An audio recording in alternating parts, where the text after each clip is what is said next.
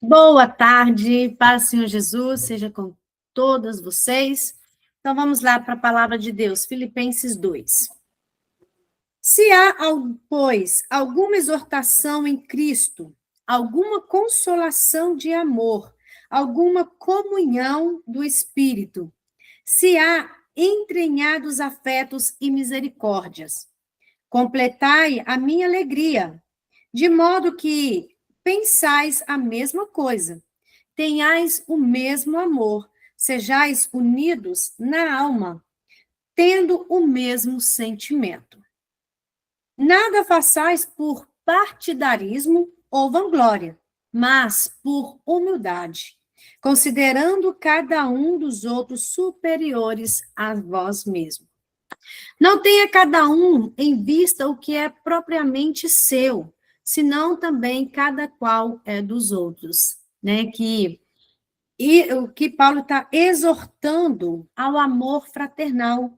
Paulo está exortando à humildade. Então, que nós também venhamos aprender, né? Essa humildade, que nós venhamos entender que nós podemos ter o mesmo sentimento e estar no mesmo amor, sermos unidos de alma, ter o mesmo sentimento. E nada que nós venhamos fazer venha ser por partidarismo, mas sim tudo em amor e humildade diante do Senhor. Amém? Vamos lá ao versículo 5, que vai o exemplo de Cristo na humilhação. Boa tarde, quem chegou agora, Maria de Socorro, Késia, Renata, Karine, um rapazinho com a Renata. Então vamos lá. O versículo 5. Tende em vós o mesmo sentimento que houve também em Cristo Jesus, pois ele, subsistindo em forma de Deus, não julgou como usurpação ser igual a Deus. Antes, a si mesmo se esvaziou, assumindo a forma de servo, tornando-se em semelhança de homens e reconhecido em figura humana. A si mesmo se humilhou, tornando-se obediente até morte e morte de cruz. Pelo que também Deus o exaltou sobremaneira e lhe deu o nome que está acima de todo nome, para que o nome de Jesus se dobre todo o joelho nos céus, na terra e debaixo da terra. E toda língua confesse que Jesus Cristo é o Senhor, para a glória de Deus Pai. Senhor Jesus, ele se humilhou tanto, né? E se entregou à morte de cruz. A morte de cruz é o quê? Morte maldita. Mas ele se entregou nessa morte de cruz por amor a nós, por amor a mim e a você. Mas depois que ele morreu, ele ressuscitou. Olha só, Deus o exaltou de sobremaneira e deu o nome que está acima de todo nome. Cristo tem todo o poder. Cristo tem o nome que está acima de todo nome. Por quê? Porque ele se humilhou, ele se esvaziou. Mesmo sendo Deus, ele não usurpou ser igual a Deus. Olha que lindo gesto de humildade. Nós devemos aprender com Cristo todo momento, nos entregar a ele, né? Nos entregar à cruz todos os dias, não morrer como ele ali, mas nos entregar à cruz, ou seja, sacrificar a nossa carne todos os dias por amor a ele. Ele fez isso por nós, ele sem pecado. Ele se fez isso por nós. E saiba que todo joelho se dobrará. Para nós, para mim, né? Eu anseio esse dia, dobrar o joelho diante do Senhor Jesus e contemplá-lo e dizer, Senhor, Tu és o Senhor, Tu és o meu Senhor, face a face. Para nós vai ser glorioso isso, mas para muitas pessoas vai ser um ato de tortura. Querendo ou não, eles vão dobrar o joelho diante de Jesus. Querendo ou não, eles vão dobrar e vão confessar. Toda língua vai confessar que Jesus Cristo é o Senhor. Para nós vai ser motivo de alegria, porque nós já confessamos, nós sabemos, Ele é o nosso Senhor, Ele é o nosso Rei, Ele se entregou por nós, nosso Salvador, nosso advogado, nosso sumo sacerdote, Ele é tudo para nós. E nós vamos dobrar o joelho com prazer. Agora, muitas pessoas que vivem nessa terra, deixando a vida levar, como diz aquela música, vida leva eu, deixa a vida me levar. Nós não somos assim. Nós temos a marca de Cristo. Nós crucificamos o nosso eu todos os dias. O que é isso? Vontade de falar mentira, mas eu não vou falar porque eu crucifico o meu eu. Vontade de enganar, eu recebi um troco a mais. Vacilo foi da caixa, do caixa. Vou ficar com esses R$ 10 a mais, R$ 20 a mais. Não, não é meu, não me pertence, eu devolvo. É isso, é sacrificar aquilo que não é nosso, nós não pegarmos. É sacrificar a nossa carne todos os dias por amor àquele que sacrificou a sua vida por nós. Vamos lá, o desenvolvimento da salvação, versículo 12. Assim, pois, amados meus, como sempre obedecestes, não só na minha presença, porém muito mais agora na minha ausência, desenvolvei a vossa salvação com temor e tremor, porque Deus é quem efetua em vós tanto o querer como o realizar, segundo a sua boa vontade. Fazei tudo sem murmurações nem contendas, para que vos torneis irrepreensíveis e sinceros, filhos de Deus, inculpáveis no meio de uma geração pervertida e corrupta, na qual resplandeceis como luzeiros no mundo, preservando a palavra da vida, para que no dia de Cristo eu me glorie de que não corri em vão, nem me esforcei inutilmente. Entretanto, mesmo que seja eu oferecido por libação pelo sacrifício e serviço da vossa fé, alegro-me e com todos vós me congratulo. Assim, vós também, pela mesma razão, alegrai-vos e congratulai-vos comigo. Cristo é o maior exemplo, estímulo à obediência, né? Aqui fala sobre a obediência, devemos obedecer na presença ou também na ausência daquelas pessoas que são superiores a nós, ou seja, um líder, ou seja, os pais, ou seja, o cônjuge, né? No temor e tremor, nós devemos obedecer a palavra e saber que o nosso Pai está conosco todos os momentos. Uma vez eu fiz uma pergunta para meus filhos, você sabia que Deus te vê? Os olhos do Senhor contemplam os fiéis da terra. Isso te alegra ou te assusta? Eles ficaram um pouco pensativos. E eu faço a mesma pergunta para vocês. O Senhor está contemplando cada uma de vocês, e eles não contemplam como eu estou contemplando somente o rosto, olha. Estou contemplando a Jéssica, assim, com a Bíblia. Estou contemplando a Patrícia, a Renata. Agora, Deus, ele contempla o exterior e o interior. Os olhos do Senhor estão sobre vocês. Isso te alegra ou te assusta?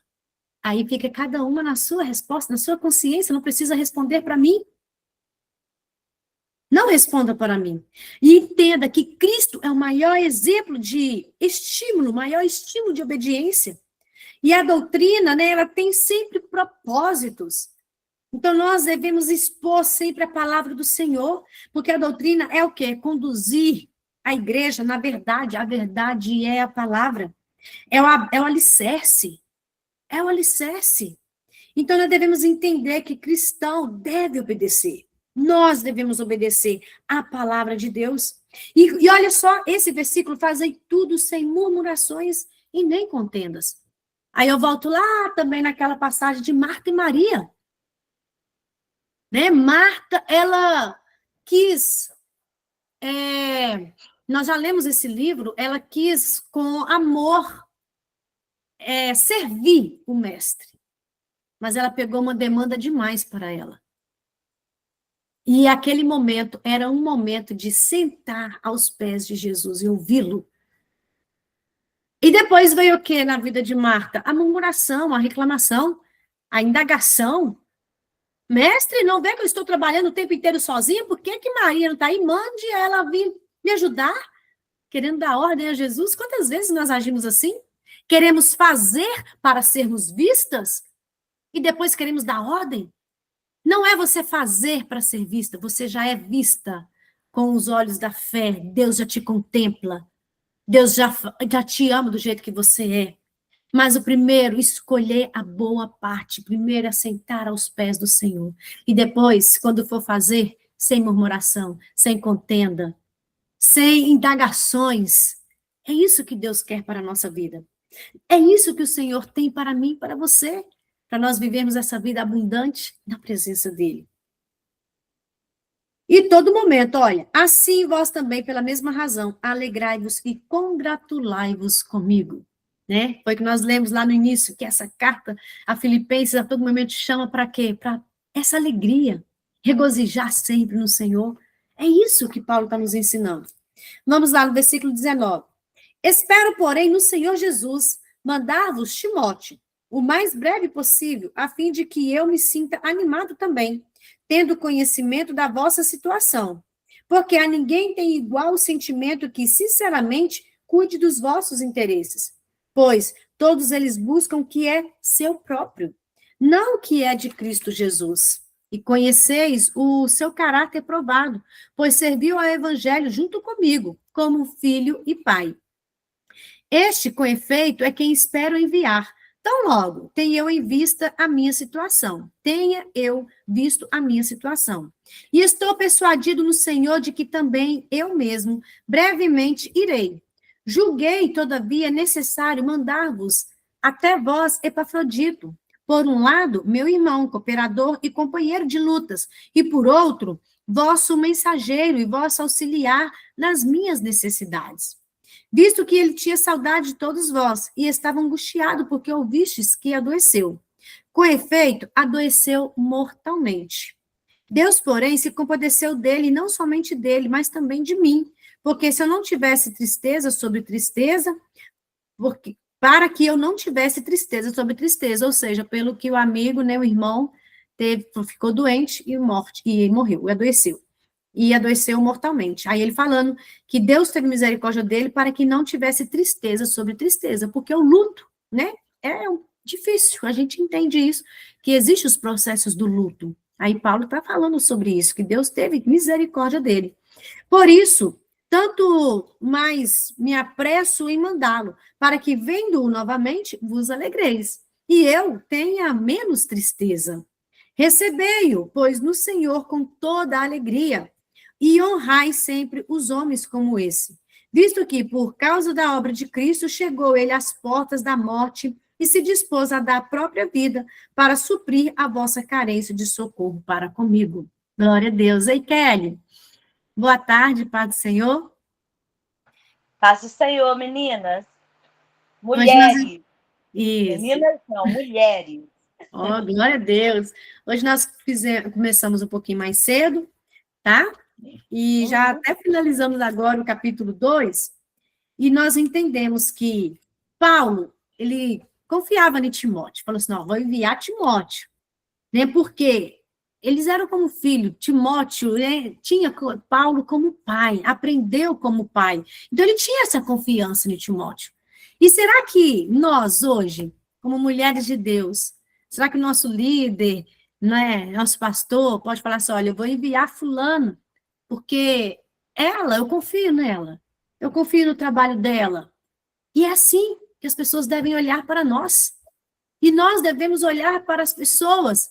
Eu falo assim, eu estou discipulando fulano, que fulano venha ser como eu sou, como Cristo.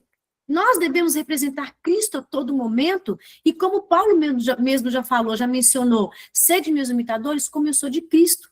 Será que nós temos essa autoridade para dizer isso? E Paulo, ele mesmo disse, tem momentos que vem tristeza sobre tristeza, mas Deus é aquele que esteve com ele, e Deus também está com você. Deus está com cada uma de vocês. E que nós venhamos ser exemplo para aquelas pessoas mais novas que estão vindo agora, que nós venhamos ser exemplo para os nossos filhos. Exemplo por quê? Porque nós estamos aqui seguindo a palavra de Deus. Nós queremos ser como Cristo. Como Cristo falou, fazei, né, esqueci o versículo certinho, mas sou manso e humilde de coração, né? Sermos como Cristo, porque ele é manso e humilde de coração. Que nós venhamos ser assim, em nome de Jesus.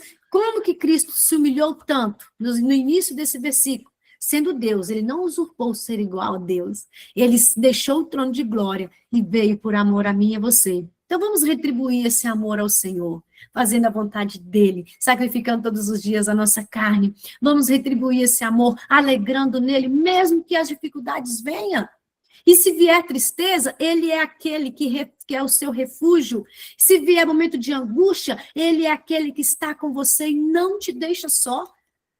Como Paulo falou, olha, não somente Deus não compadeceu somente dele, mas também de mim, para que eu não tivesse tristeza sobre tristeza. O Senhor é aquele que compadece de cada uma de nós. Deus compadece de você. Ele sabe da sua necessidade, ele sabe o que você precisa. Então, creia somente nesse Deus maravilhoso. Amém? Alguém deseja comentar algo? Jenny, aqui no Glória a capítulo... Deus por esse capítulo. Então, Segunda-feira a gente continua o capítulo, aí a gente vai para o capítulo 3, se Deus permitir. Ninguém quer falar nada, não?